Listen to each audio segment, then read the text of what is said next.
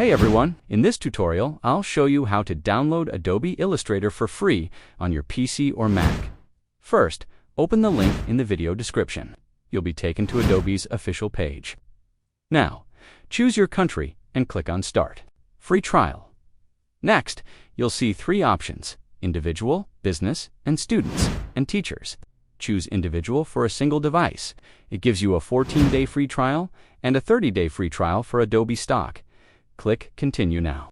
Enter your email address and click Continue again.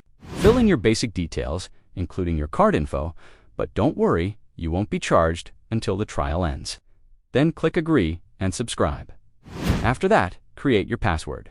Then click the second link in the description to download the Creative Cloud app, install it, and log in with the same email. Once inside, go to the Apps section and click Install next to Adobe Illustrator, and that's it.